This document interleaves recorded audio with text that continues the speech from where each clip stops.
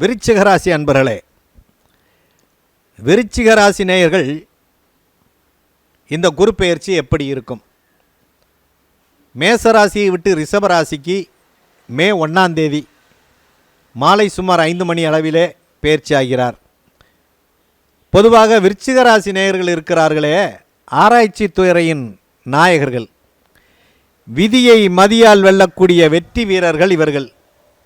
தடை மற்றும் எதிர்ப்பினை தகர்த்தெறிந்து அற்புதமான ஆற்றல் கொண்ட விருச்சிக ராசி அன்பர்களே, மற்றவர்களுக்காக நீங்கள் எந்த முயற்சி எடுத்தாலும் உங்களுக்கு வெற்றி உறுதி.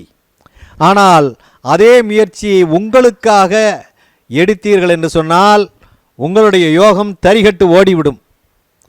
மருத்துவம், பொறியியல் துறையிலே கலக்கென்று கலக்கக்கூடிய அற்புதமான மனிதர்கள் தான் நீங்கள்.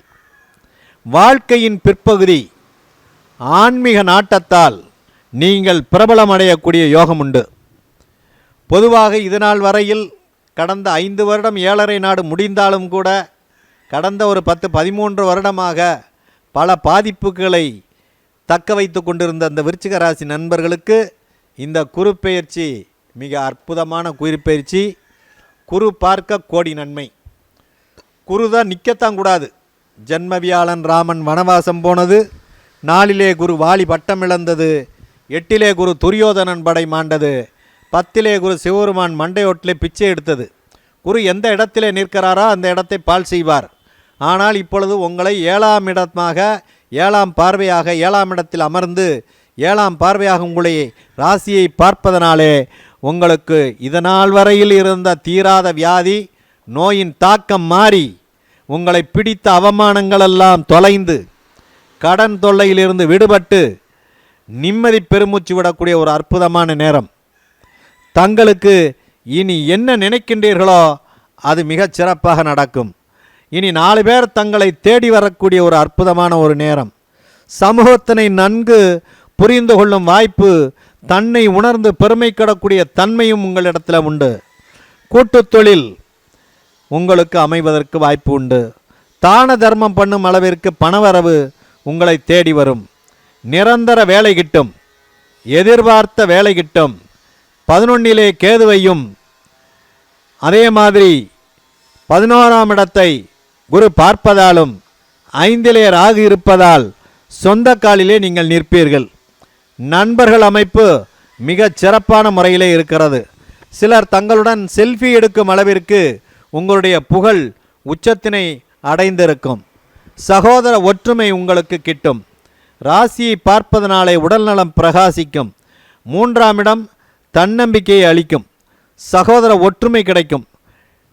டென்ஷன் இல்லாமல் தனிப்பட்ட செல்வாக்கோடு வாழக்கூடிய ஒரு வாய்ப்பு கிட்டும். பெண்களின் மதிப்பு உயரக்கூடிய ஒரு நேரம். நிலம், வீடு உங்களுக்கு அமையும்.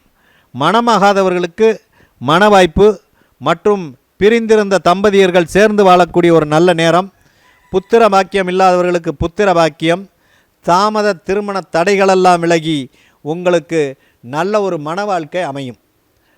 இவர்களுக்கு சனியினுடைய ஒரு அமைப்பு வைத்து பார்த்தால் 4லே சனி நலம் பயக்குமா, அர்த்தாஷ்டம சனி 8லே பாதி 4.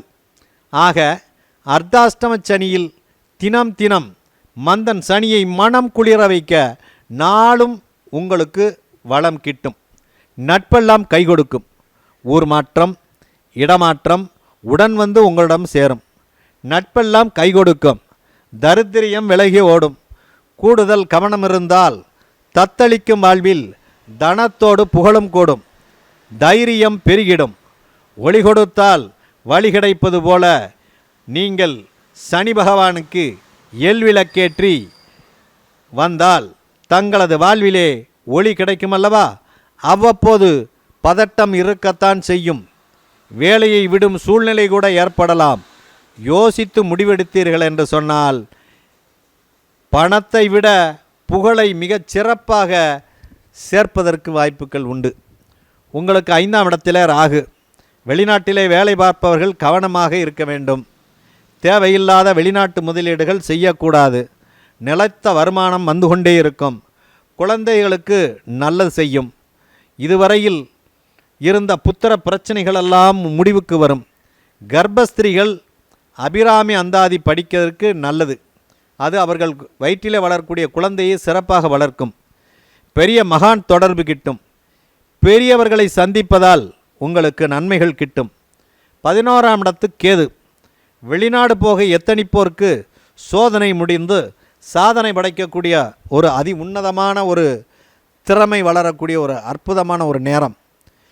பிரிந்தவர்கள் கூடிடுவார்கள். விருச்சிகராசி சந்திரன் என்றாலே அங்கே சந்திரன் நீசமடைவார் அல்லவா? ஆக மதி என்றால் சந்திரன், சந்திரன் அங்கே நீசம். மதிக்கு வளம் கொடுக்கக்கூடியது அஸ்வகந்தா, வல்லாரை, அமுக்கரா. ஆக இது போன்ற விஷயங்களை எப்பொழுதுமே எடுத்துக்கொள்ள விருச்சிகராசி அன்பர்களுக்கு மிகச் சிறப்பான ஒரு கால அமைப்பினை கொடுத்து உடல் நலத்தை மேம்படுத்தும்.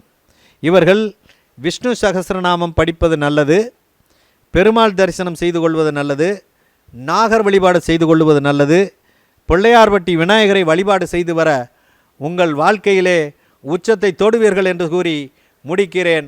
நன்றி, வணக்கம்.